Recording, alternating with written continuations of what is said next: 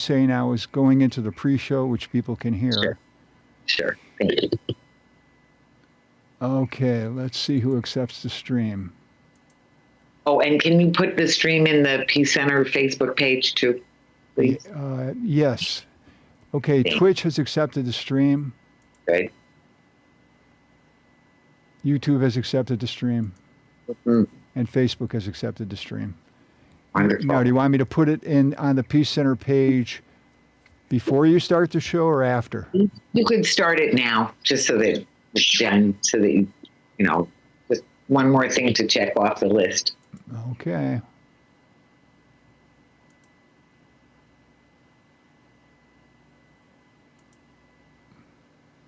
And so I see that box with all of our boxes on it has the 5 on it. So am I going to be able to watch that to watch the time? Thankfully, yes. Okay. So just so you all know that towards the end, I'll sort of take back the mic, as it were, to close out the show. So when it's coming close to an hour, you know, I'll sort of ask people for, like, what's your bottom line that you want people to remember, something like that. And then that'll be a quick go round, and then I'll take back the show and close it out. Okay? So anyway, so I think we're good. Ready to go. All right. So. Okay, they've given me the link, and I can now put it on the Peace Center page. Wonderful. So, and if you're curious of where we are on the time, you see where that little 5 is in that other, I don't know if you can see it. You might not be able to see it. You should be able to see it. Yeah. That, when it's getting near like 5, 55 or something, I'll be reining back in the show, and then we'll be closing it out to make sure we don't run over. So, yeah. Okay. Are you ready to start the show? Everyone ready? Do you have water if you need it? Okay. We have every audio on everybody? Oh, turning off. Okay. Oh, you want to do an audio check? So, yeah. Craig? Just have people count to 3. 1, 2, 3, 4, 5, 6. Good. Next. 1, 2, 3, 4, 5. And 1, finally. 2, 3, 4, 5. Hey, isn't that beautiful? Okay, wonderful. And when we're going around, we're going to go Craig, Imam, and Yousef, just so that you know to expect that, right? Okay. Can I start the timer? Yes, you can. Oh, and reminding people to turn off your phone. Yeah. Yeah. Okay, here we go. And when the timer says on the air, you're on the air. Thanks.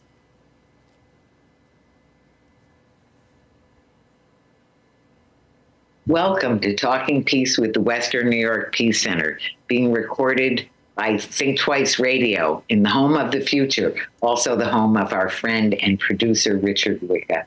Thank you, Richard. And thank you, too, to our friends at WBNY, Buffalo's original alternative radio station, coming out of Buff State. That's 91.3 FM. We thank our friends at Buff State.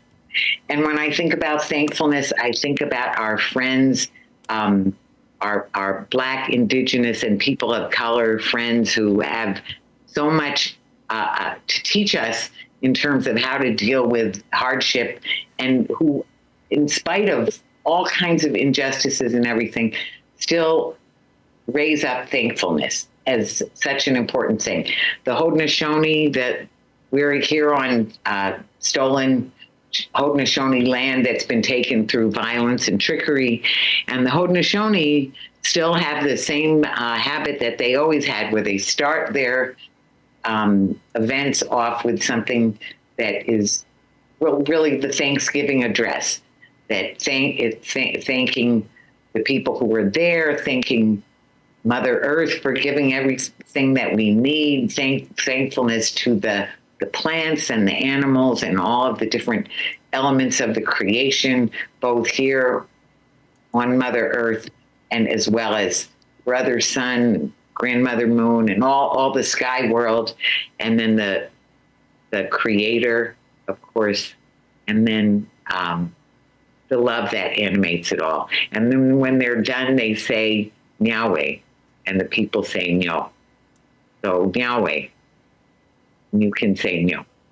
So Yahweh. Yeah. Thank you. And I want to say, you know, that it's very much like when people say Ashe. So that is what, you know, the people who were brought here, you know, kidnapped and enslaved and brought here. The same thing about the saints and just, you know, so knowing what's important and being thankful for that. And I'm thankful for our guests today. We have some very special guests on a very difficult topic, or a very difficult or very simple in some ways. So I'd say, you know, the Middle East is on fire. That is obvious that there's just massive death and destruction going on, and the perpetrators, we can say very simply, Israel and the U.S. are just doing all kinds of things that are creating havoc in the region, and the genocidal acts and the war crimes that are going on are just outrageous. So this show is entitled Middle East on Fire, U.S. Israeli regime impunity, and U.S. government complicity. And I'm going to say it is a diabolical partnership that's going on, and it is doing damage the likes of which we have not seen before. That's a trumpet some people use a lot that I want to use in this connection. So anyway, we're very, very blessed to have some wonderful guests for this topic. So I want to introduce first friend of the show and winner of the Western New York Peace Center Stellar Media Award, which is very minor compared to all of his very wonderful work that he's done and well-known, Craig Mokhiber. Welcome, Craig. Thank you, Vicki. Great to be here. So, Craig, I just have to mention for people who don't know or haven't read this or don't know that you're an international human rights attorney and expert and former senior official with the UN who quit over the injustices and the failings of the UN system to see to the rights of the Palestinians. So we're grateful for all your work and all your stellar media and your eloquence. So welcome. We also have with us Imam Ismail Ayash. Welcome, Imam. Assalamu Thank you. alaikum. Wa alaikum salam. Thank you, Vicky. Thank you. Oh, we're so glad to have you here. So as a Palestinian, as a dad, as someone who has people still there that you're concerned with, we're so grateful to have your voice on the show. Thank you. Thank you. I'm so happy to be with you. We're so happy to have you here. And also, last but not least, that we have Yousef Jebar. Am I saying it right? Jabber, yeah. Jabber. Okay, Jabber. So, Yousef, thank you for coming. Yousef, I want to say, you know, I've known Yousef because of you've been very eloquent when I've heard you speaking as well about this situation. And as a Palestinian American and a grassroots organizer, particularly on the topic, we're very grateful to have you here as well. Yeah, very, very thrilled to be here. Thank you for inviting me. So what we like to do is go around on the values that we think of. So the topic, Middle East on fire, Israel regime impunity, and U.S. government complicity. So on that topic, what are the values that we need to think of? So we're going to go as general in a talking circle. So Craig? You want me to start? Yes, I want you to start with the values that you think of as most important in this topic. Well, I guess the most pressing issue is justice, isn't it, Vicky? Not just because it is an entitlement to the many victims and survivors of genocide in Palestine, the victims of aggression and occupation all around the region of the Middle East, but also because without justice, to recall a word in the title of this show, we are confronted with impunity, and impunity inevitably leads to more violations. Right. And it is the fact that, you know, the Israeli regime has been granted absolute impunity for 80 years, underwritten by the United States, the United Kingdom, Germany, other powerful actors, not to mention corporations and others. It is that impunity that has led to the downward spiral in the region that has set the region on fire and has emboldened Israel to perpetrate gross violations of human rights and international law in front of the whole world without shame, without hesitation. And so ending that impunity and demanding justice, it seems to me, is more important than ever. As always, so well put. Absolutely. So justice and ending that impunity, you know, really focusing on justice and making the justice happen. So critical. And Imam? I don't know how to start, but Middle East on fire is not only now.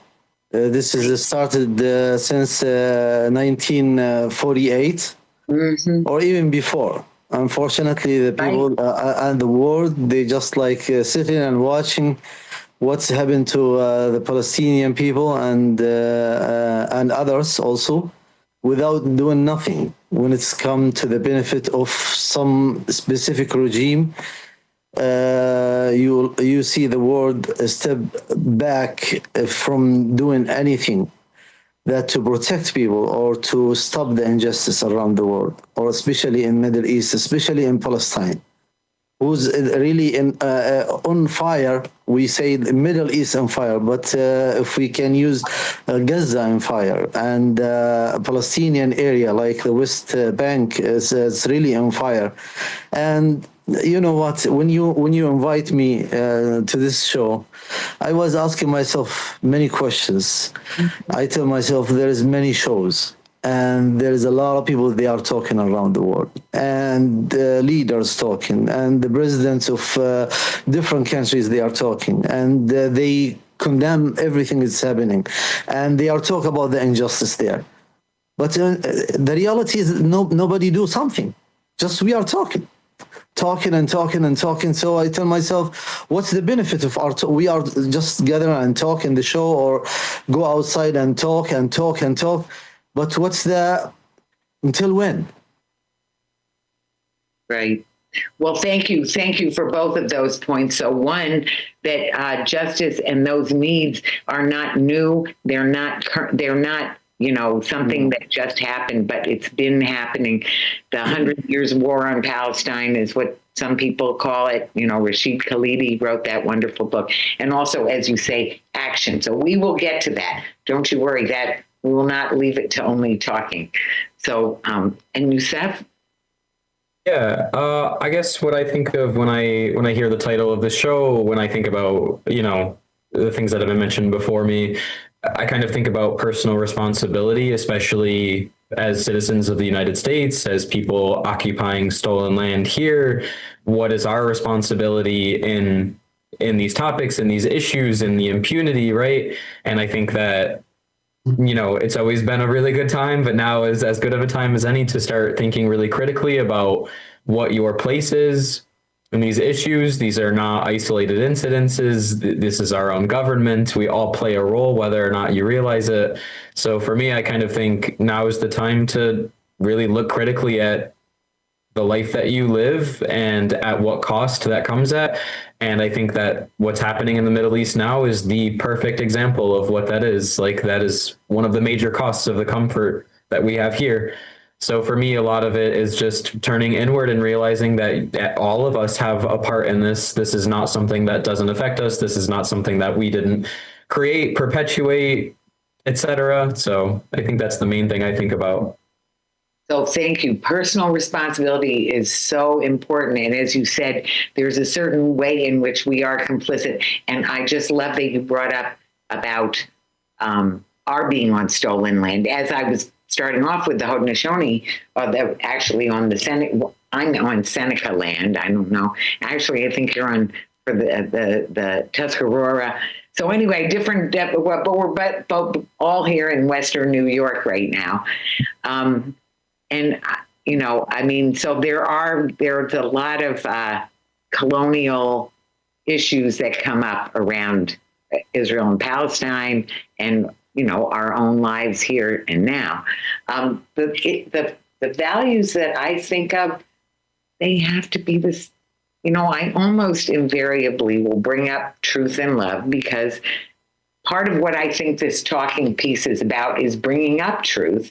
And I think one of the big problems is that people don't know the truth, or they hear it in this either with misinformation or disinformation, and they say, you're wrong. No, that the Palestinians have whole underground cities that are magnificent and getting all the money that's been poured into them. This is what they think. So they say, oh no, you haven't been there. You don't know what it's like. Well, I have been there, but not for a long time. But also, just because they've been there doesn't mean that they know the truth of the matter of what's going on. Also, sometimes people don't want to know the truth, or we only take our information from the sources that give us the truth that we want to hear that may not be true. So that's the first thing. And the other is love. Because of the love that if we care about people, if we care about the children, the families, the innocent people who have been in an indoor prison for so many years, who have been now under siege and under bombardment and under starvation and under lack of water and everything. If we love people, we can't just sit by and not act and not do what we need to do about it. So those are the values. And I want to quote Cornel West, who says, justice is what love looks like in public. So that justice for people, that's about loving people and caring that people should get a fair shake, that they should get the justice that they deserve. So that and doing something about it and the personal responsibility, all those values very beautifully put. So let us talk a little bit more about just what's going on. And I want to say that we're very purposeful in wanting Craig to go first, because Craig, you know so much about what's going on and you're so well informed and you're so eloquent. So please bring us a little up to speed on where we are today in this situation that keeps changing and also keeps not really changing, however you want to put that. There are developments every day, but you're right. Those developments all keep pushing us in the same very dark direction.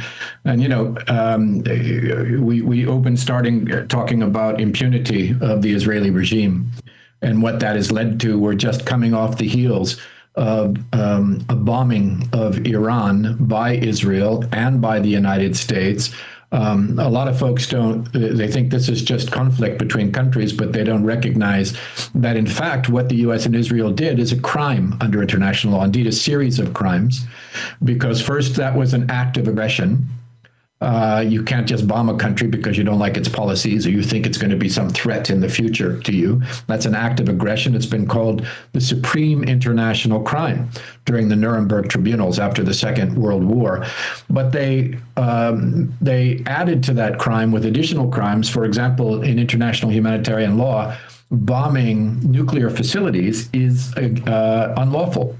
For obvious reasons. That's not something that you do willy-nilly, and yet they did bomb nuclear facilities in this case, imposing enormous risks, not just on people inside of Iran, but the entire region, potentially. And of course, we know that the massive bombardments perpetrated by Israel in Iran killed many civilians, children and women and men who are civilians as well. So this was a series of tremendous war crimes that only could be perpetrated when you have a sense of impunity that international law is not going to apply to you. And we shouldn't be surprised because, as you said, these things have been developing in this dark direction for a long time now. We know that even as Israel was bombing Iran, it was still perpetrating genocide against the Palestinian people.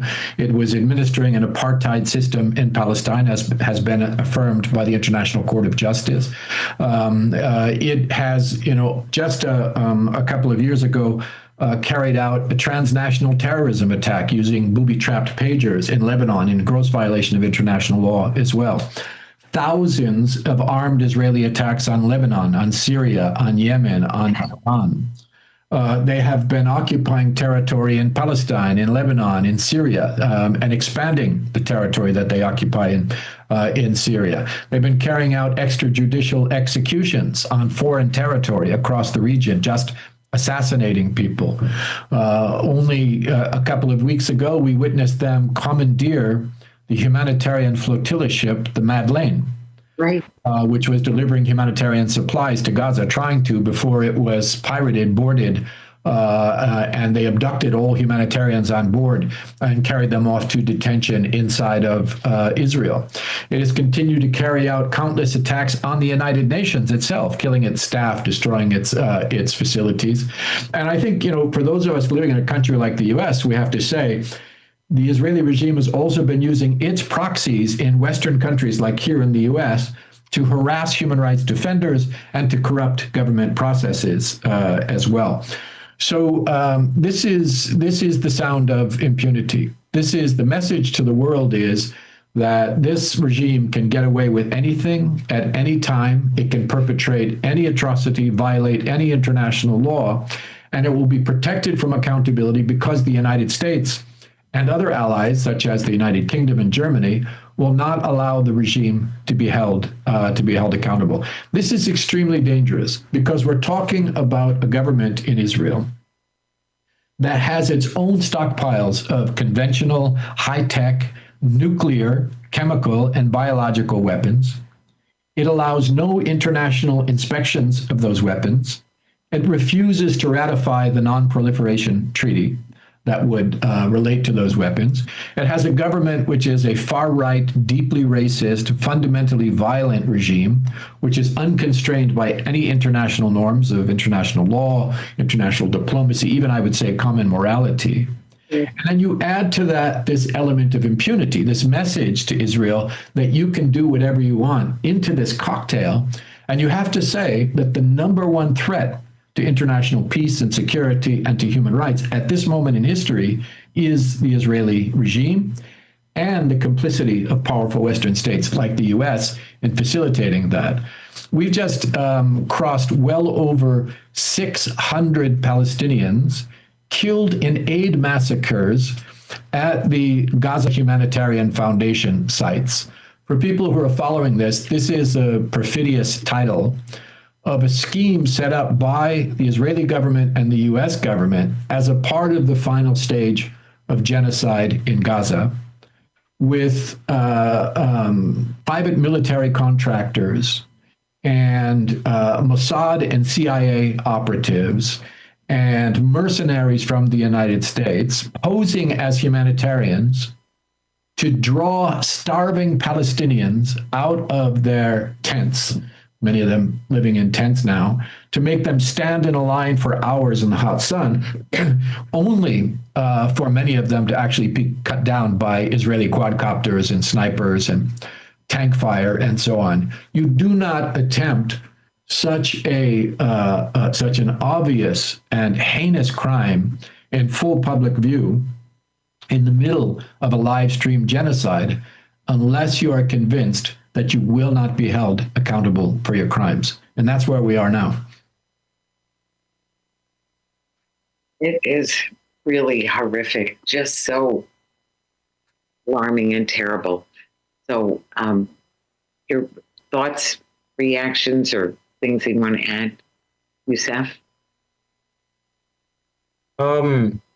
So many thoughts, so many reactions, right? Obviously it's enraging. It's like watching on the individual level of all of these things happening. And for a lot of us, just kind of, I don't know, realizing the lack of power we have to stop it. It's infuriating, right? It's tragic. I can list all of the emotions I feel right now, but I think we all feel them. And for me, the main thing is like, this is why we need to take action. These aren't just headlines that are going to go away. This is the reality of the situation, and it's going to keep unfolding. So for people to kind of continue on, it's like, until when, how bad does it have to get? So. Yeah.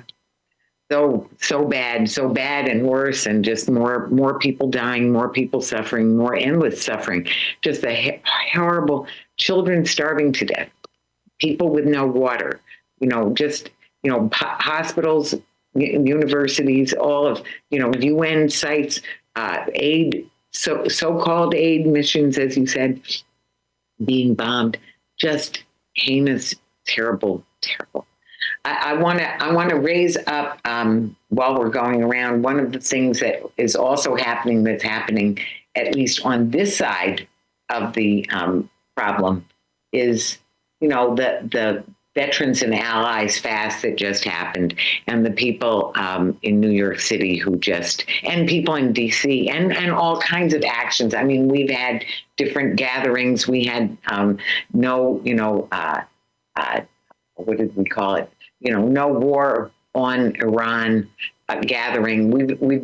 So there are activists doing different things, but I want to tell about the 40-day fast. So I don't know how many people completed it, because there were people doing it all over the world and all over the country. There were some 800 people who did some variation that might have been everything, from doing 10-day fasts and having it as a relay or other things. But there were a number of people, and at least two of them in New York City. Russell Brown, our own Russell Brown, who former Western New York Peace Center board member, former chair of the Resist Militarism Task Force, and he is the president of Veterans for Peace, the Buffalo chapter, which is 128, the Western New York chapter. So anyway, he completed 40 days of eating 250 calories a day. So you better believe I did it for 18 days, so I can vouch for how hard that is. Then when I got sick, then I stopped doing it. But he saw it through the whole 9 yards, or the whole 40 days, I should say. And so did another veteran. Ken is from Texas, and he did it as well, those two. And then they had all kinds of people come from Maine especially, and a lot from upstate New York, Grady sisters, two of them anyway, and Catholic workers, all kinds of people came down, and they had a large gathering that was a march from where they've been vigiling outside the UN mission to the U.S. mission to the UN, and then they marched to the Israeli mission to the UN, and then they did a die-in in the street, and 28 of them were arrested. So that's one thing. It's not going to stop. And of course, by the way, to your point, your chronic point, our Stellar Media Award winner, I don't want to mention it too often, or you'll start to get really annoyed. I mean, it's just a small award, but when you talk about the media and so important, how important it is, and about the media blackouts for so much of it. So that, when I went to look and find out the details, because I had originally hoped to be there when they did escalate, you can't find it. It's not being reported on. Why is it? Because they don't want to talk about what people are doing, how desperately people are trying to stop this madness in just every way we can. What they did and I want to bring out what they did, Code Pink did in DC. They and JVP, I think it was joint, I might not have all the details right, but they blocked off the cafeteria for the Congress people and the Senate in one of the office buildings, so that they are not getting lunch. Now, I want to say the beauty of that.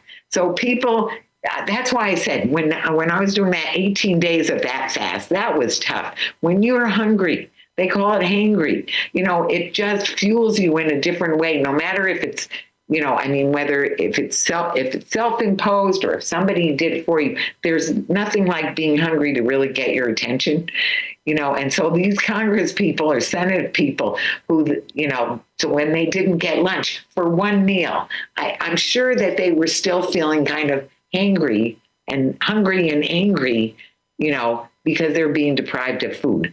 Or maybe an hour, maybe not even an hour, because they can turn around and go down the street and get it somewhere else. So I just want to say, call up and think, just so deeply thank the people who put their bodies on the line, the people who suffered for the people in Palestine. And I want to say that when I was doing that fast for 18 days, when I told people, it got their attention in a different way, because you're really giving something up, putting your body, suffering, literally suffering for other people. So to your thing about personal responsibility, I just want to throw it out. So thank you, those people who have just sacrificed a lot and suffered to try and putting your head in the mouth of the dragon that is the U.S. Criminal justice system. The criminal injustice system is what I like to call it. Very criminal and very unjust, not always wrong, but often wrong in the way they handle things. That is no small matter, even when you're doing it with 28 other people, is that system will just chew you up and spit you out. So anyway, so let us go on into, I like to talk a little bit, maybe this is a good time for you and first to Craig. We lost Imam. I don't know if something might have happened to his phone connection or something. So if he comes back in, we'll be grateful for him to come back in. But in the meanwhile, so Craig, if you want to talk a little bit about the special rapporteur, I think that's what Francesca Albanese is, and speak a little bit about her and her report that just came out, if you would. Sure. So Francesca Albanese is the special rapporteur of the United Nations on human rights in the Palestinian territory. She has been absolutely brilliant on this mandate. If people don't know, this is an independent mandate. In other words, it's a UN mandate, but she doesn't take any direction from any governments or the Secretariat or anyone else. She is absolutely independent for the length of her mandate, which has just been renewed, despite the efforts of the U.S. government and the Israeli governments and others to try to prevent her from being reappointed. She's been absolutely heroic on this mandate in documenting and writing brilliant reports on the horrors of the genocide, international legal accountability, and so on. And her latest report, released just a couple of days ago, looks at the private sector's responsibility for the genocide in Palestine. Because, of course, you have the government of Israel with its military. You've got complicit governments like the U.S. and others that are a part of the genocide. You've got media companies that are a part of the genocide that play a vital role in the West, covering up on the genocide, disseminating Israeli propaganda for genocide, justifying war crimes, silencing anti-genocide voices, platforming pro-Israel voices, and so on. So they've played a role. But there's another absolutely essential category here, which is the corporations, the private sector entities that have been providing financing and equipment and services for the genocide in Palestine. Companies, international companies that have made themselves complicit in the perpetration of the genocide. And Francesca Albanese's new report talks about some of those companies, which she says are just the tip of the iceberg, but you will be familiar with a lot of these, your listeners will be familiar with a lot of these, and points out that what they're doing is grossly unlawful, not just unethical in what they are doing. Recalling that after the Second World War, private companies were held accountable for their involvement in the genocide of German Jews, European Jews, for example, during the Nazi Holocaust. And she looks at some key industries and actors, arms manufacturers, technology companies that have played a direct role in the perpetration of the genocide, construction firms that have played a direct role, extractive industries, banks and finance companies, pension funds that have invested in the regime and supported it, even universities that have been using their financial power to support Israel's genocide in Palestine. Companies like Hyundai and Caterpillar, Palantir, this tech company that's directly complicit, Amazon and Google and IBM, HP, Microsoft, all of these company names that are everyday names in our own lives, Chevron and others that have been made aware of the crimes that are being perpetrated to which they are contributing, and yet continue to actively support Israel's violations in the occupied territories. And she points out that there are obligations here. First of all, the states in which those companies are registered have legal obligations to stop them from participating in the genocide, from supporting the genocide in this way. That any companies along their supply chains back to their headquarters have a duty to investigate and to punish and to remedy any violations that they find along their supply chain as well. And Francesca Albanese points out that there's a lot that can be done and a lot that must be done. First of all, that those business activities, as a matter of law, are required to cease completely and at once, right? And secondly, that states and everyone, but states included, have an obligation to sanction, to embargo, to cease any cooperation with any such entities. That there is a requirement of legal enforcement, including individual criminal accountability in some cases, to pierce the corporate veil and hold individual perpetrators accountable. They can't get away with this just because they are private entities. She calls on the International Criminal Court to investigate, by the way, at the international level as well. Of course, BDS, which is the most powerful tool that we all have, directly relevant here. So Francesca Albanese, after a series of reports in which she points out the accountability of the Israeli government, individual Israeli perpetrators, the Israeli military, in which she points out the complicity of other governments and their obligations, is now pointing out the responsibility, obligations of private sector actors, companies from across the world that are actively participating in and profiting from genocide in Palestine. Yes. So, and that just came out on Monday? Just a couple of days ago, yeah. Yousef? I'd like to kind of comment on that from the perspective of like the grassroots organizer, the individual, the person living in this country who is just like watching this all happen and is like, well, what do I do? And through my experiences, I've learned to take all of these things as like calls to action, right? And I think it's really because it's so maddening just to hear all of these things happening and then just internalizing them and not doing something. So for me, it's like I have no choice but to do something. Otherwise, I just hold it internally and it makes me want to crumble, right? So the only thing I can personally do always is to take some kind of action. And I think that that's the intention with reports like this, right? Where it's like, these aren't just coming out for us to just know. It's like, do something about it. Everyone has their role. This person's role was to document and disseminate information about what is happening on the ground, who is, complicit, who is facilitating. And so, I view my role personally as like, okay, well, now I know who the targets are for what we need to be doing with our actions, right?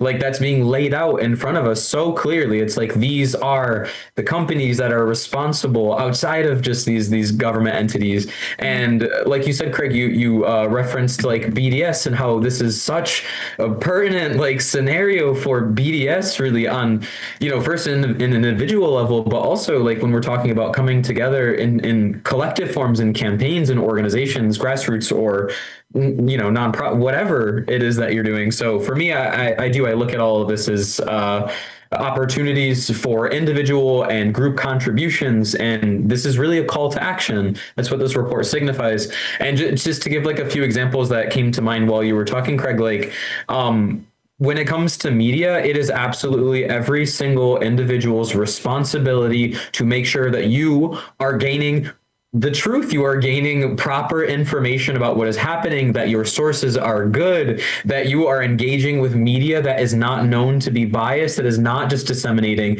Israeli propaganda. We know what those sources is. We know what that propaganda looks like. It is your responsibility to do your research, very limited research, to know what these biased sources are and find alternative sources which are giving you unbiased, independent information about what is happening on the ground. That is like the minimum thing that anyone can really do, is like make sure you are getting the correct information about what's actually happening on the ground. Do not accept propaganda as your view of what's really happening, right? And then when it comes to the corporations, the businesses that are profiting off of this, BDS has been our biggest tactic forever, especially in the system of capitalism. It's like, what's going to get people's attention? Economic pressure.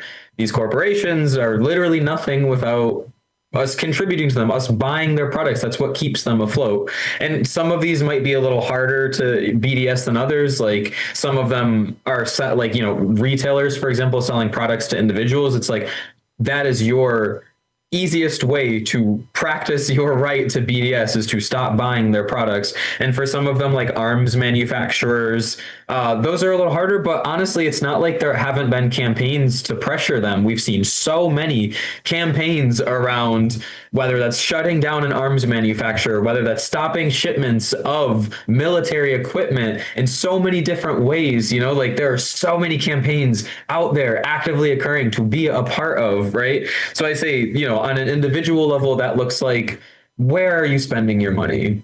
Are you actively supporting these corporations that are actively profiting off of this genocide? If you are, stop buying those things. Stop putting your money there.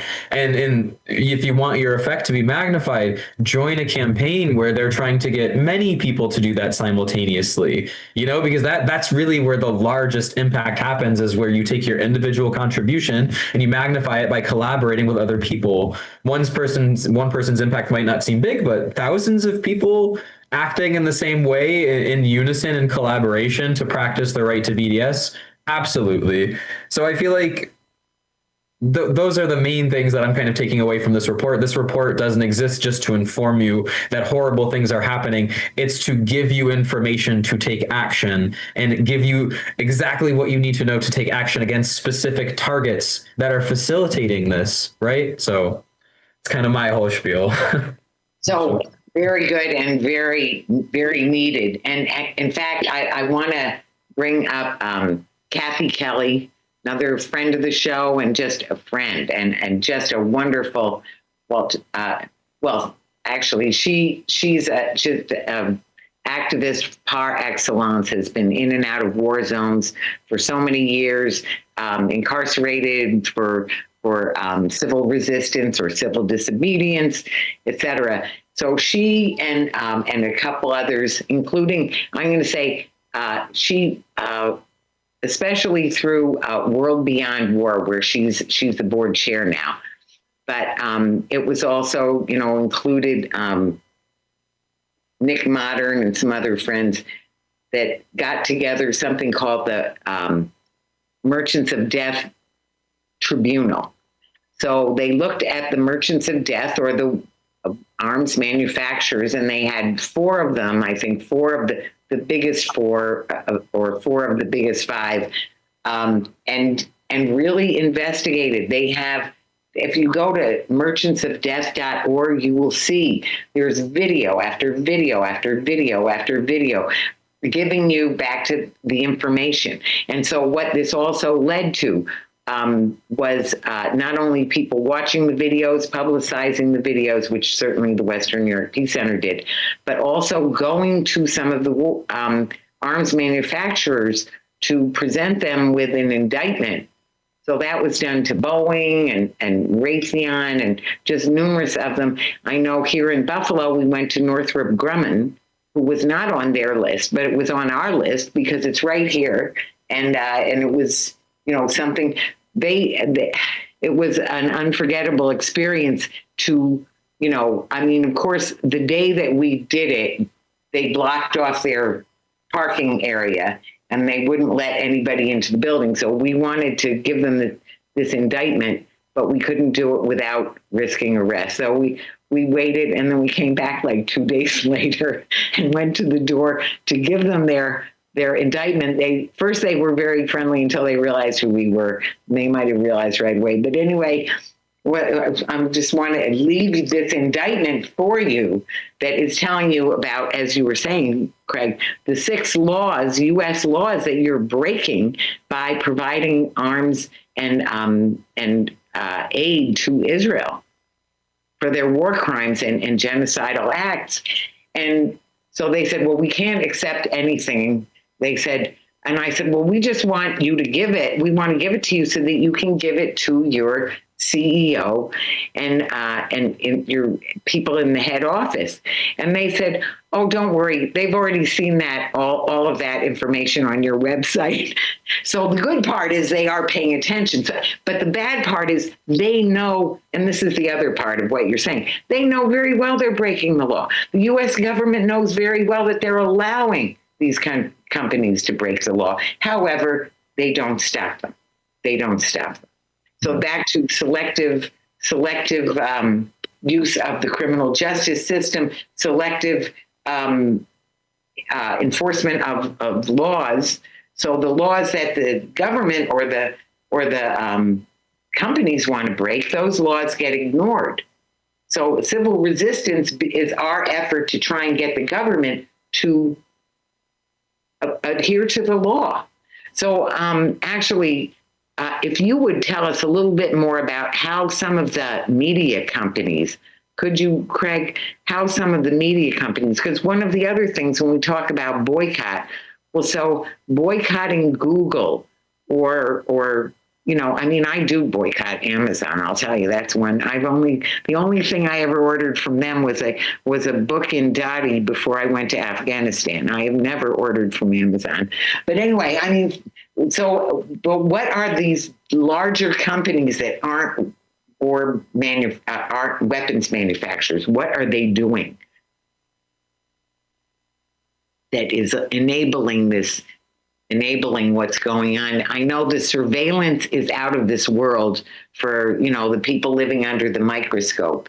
So is that mostly what it is, or what's, I'm talking about obviously the Palestinians.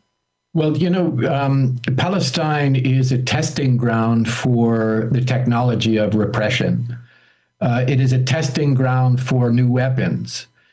Israel literally tests its oppressive technologies and its weapons on a besieged Palestinian population in the occupied territory, especially in Gaza. And then it advertises to its markets that these are battlefield tested. But the battlefield is civilian bodies, right? This is not wars between two parties, but this is literally the use of new weaponry and new technologies of repression on a captive civilian population. That's what Gaza is for Israel. And then makes billions of dollars in trade for that. At the same time, it has opened its doors to tech companies from abroad to invest as well, purchasing its products and then using those in the genocide itself. This is many things, but one of the things is it is murder for hire. It is actually profiting off all of the atrocities that we have been told about. And Israel has had a high-tech occupation underway in Gaza for decades. Autonomous weapons, surveillance systems, the use of artificial intelligence to target people. Artificial intelligence programs with names like Where's Daddy, which is a targeting program that waits until a target is home with his family so that they can kill the target together with his children and wife and everybody else who is there. The testing of new weaponry, as I've mentioned before, and then marketing those things on the basis that they have been actually used against the populations in Gaza. And the impunity of these companies is extremely dangerous. I mean, these are companies that are big parts of our own lives. Your printer is probably from HP. Your software is probably from Microsoft. All of these companies. You may have, if you have a pension, you may find that your pension is invested in the financing of the Israeli regime and its crimes. So, what this tells me, and your remarks as well, is that this impunity is there because the governments have decided that they are also benefiting from this, right? So the change is not going to come from governments; it's going to come from people. And you mentioned Kathy Kelly and her colleagues that were engaged in the hunger strike. That's a people's initiative that brings the spotlight to bear. It's happening at the same time as the Gaza People's Tribunal has been established to deliberate on and issue declarations on the crimes that are being perpetrated in Palestine. It's happening at the same time as the Freedom Flotilla, a people's humanitarian aid effort. The People's March to Gaza that was so brutally blocked by the Egyptian government that nevertheless raised a lot of attention. That was a people's initiative. The Samud convoy from Tunisia and Morocco and so on, a people's initiative. All of the acts of civil disobedience, all of the demonstrations, all of the encampments on college campuses, everything that's happening to raise a moral noise is coming from the people and not from the governments. And if you ask me what we need to do, it's more of that. It's more effort in solidarity to declare that we will not allow these things to be normalized. We will not allow the media to be silent about it. We will not allow people to go on about their lives thinking that it's just okay, that a genocide is being perpetrated by our government with our tax dollars in our name, right? That we are the people, that we have moral authority, and that we will take action. We will educate others. We will boycott, divest, sanction. We will carry out civil disobedience when necessary. We will disrupt what needs to be disrupted. We will say no. And if you think it's not making a difference, I think there is no way that if it weren't for this global movement, that Zoran Mamdani would have been elected in the Democratic primary as the endorsed Democratic candidate for the mayor of New York City against the active opposition and shenanigans of the Israel lobby, of the war lobby, of conservative politicians in this country, of the establishment Democratic Party in this country, and yet the people aren't falling for it anymore, and they overwhelmingly voted for Zoran Mamdani in the New York City primaries. The times are changing. These voices are being heard. It's too slow. It's excruciating slow for the people under the bombs and bullets and tank fire in Gaza and on the West Bank and across the Middle East. It's too slow for the mothers who have to pick up literally the pieces of their children blown to bits, or the children who are shot for fun by Israeli snipers in the head and in the chest. It's too late for them, but it's working, and we have to keep at it. We have to multiply it. We have to be consistent. We have to sustain our activities, find new creative ways to say we dissent, and we're not going to allow this to proceed as it is. Yousef?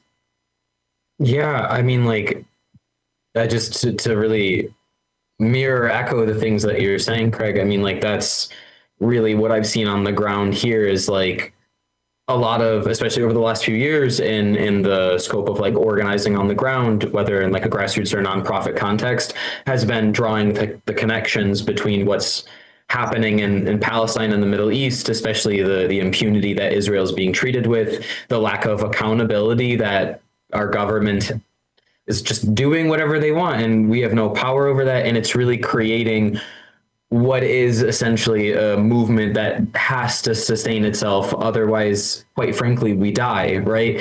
And so a lot of what that looks like is drawing the connections between the environmental movement and drawing connections between the movement in the United States against the militarization of police and the brutality that citizens here in the United States are facing, and drawing those connections to Palestine and realizing that these are connected issues, and joining forces and collaborating to create these like mega campaigns, which are really having these kinds of impacts. When we see, the flotilla that you mentioned, when we see the stopping of shipments of military equipment, like these are joint efforts. These are a lot of people coming together and having this conversation about, okay, we have to do something, and then actually doing it, right? Actually doing the actions. And I agree, it's so slow.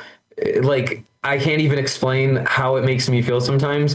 However, it's compared to what has been happening for the entirety of the plight of the Palestinians, it's something rather than the nothing that has been happening for the last century of just watching this unfold. And most people didn't even know it was happening, So for me, it's just like, for how slow it is, and it really, excruciating is the perfect word for it, because that's what it is. It's just like, this needed to happen 100 years ago, and at this point it needed to have actually been like creating these lasting changes. However, this is what we have. This is what we have to work with. It's working. And at some point it will pick up so quickly. I believe, anything social has this multiplicative effect, has this exponential effect where it's slow until it just explodes, because so many people know what's happening. So many people are taking simultaneous action. But it's very unfortunate that, and I know the people that are there, like I really hate that they look at themselves as martyrs, but that's really what they are, as martyrs for the cause that we are building here,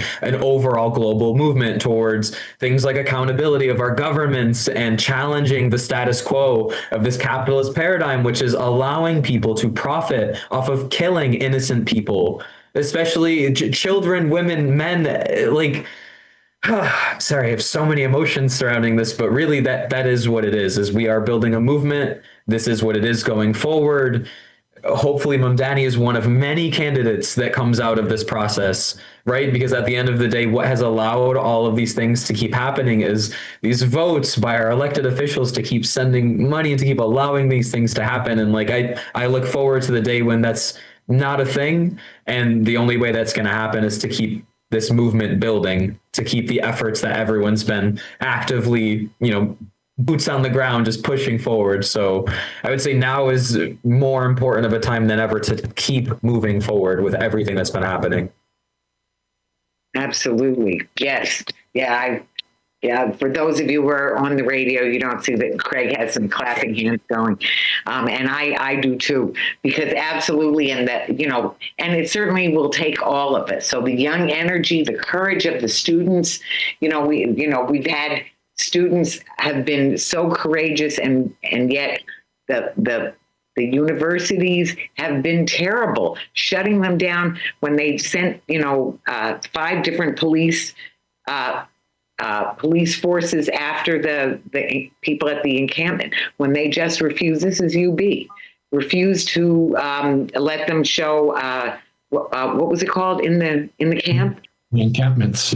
The encampments, right? The encampments, or just terrible repression that's just out of this world. So I just want to give you each a minute, just a quick minute for a bottom line. Craig, what would you say? What do you want people to go out and do? What some of the things just that you think of as possible actions? Well, I mean, everybody in whatever corner of the world they live their life has an opportunity to influence others around them. And we are up against this massive wall of propaganda, this massive curtain that's been drawn around the genocide in Palestine. We have for too long, allowed our neighbors to ignore the realities of what was happening. And now that same darkness is infecting our own country in very significant ways. You mentioned the encampments and the crackdown on those, the censorship that's going on university campuses. There are, as I've said before, there are 193 countries in the world. You're allowed to criticize all of them, including your own country of the United States, but you're not allowed to criticize Israel. You have laws being adopted at the state level, at the municipal level, at the federal level, telling us that we have no freedom of expression, no freedom of speech, no freedom of association. We don't have the right to boycott. We don't have the right to condemn a genocide. We don't have the right to call out apartheid. We don't have the right to defend human rights. That's a scary moment in history, and it's happening right alongside this descent into a fascistic approach to governance in this country that has things like ICE on its front edge, not chasing down dangerous criminals, as Donald Trump is fond of saying, but people who are here lawfully, people who have committed no crimes, people who have only dared to speak out against the atrocities being perpetrated in genocide, the genocide being perpetrated in Palestine. So that means that, the longer we allow that darkness to continue unchallenged, the more parts of our own lives it's going to infect. And this is not just standing up for the people of Palestine. This is standing up for all of us. The old sayings about how it's all one struggle and they're all interconnected. That is literally true. It is literally true. That's not just a symbol. And I'm having a mental block now. Aimé Césaire said that that effectively, fascism is colonialism applied at home, right? Well played. The colonization of Palestine, all the horrors of the last 80 years that the Palestinian people have been subjected to, the tolerance of that, the impunity of that has now allowed those crimes to be brought home. And, this country knows colonialism. We did it to the indigenous people in this country. We've supported it all around the world. And now ordinary Americans who maybe lived in some privilege previously are feeling the effects. It's time to draw a line. You're not kidding. You know what? We are really out of time. So, Yousef, I'm so sorry. But I think, it's so great to have this much truth and love being shared on this show. I can't thank you enough, Craig and Yousef and Imam. Imam, thank you so much, Imam Ismail. We are all in this together. We have lots going on. Look at the WNYPC.org community calendar and join us in so many of these efforts. We're so grateful for both of you coming on. And all I can say is this is Talking Peace. And together we've been talking peace in truth and love. Thank you so much. Thank you so very much. Okay, so I know you have to go. Thank you for making it to the end, Craig. So thank you both so much. Blessings and to be continued.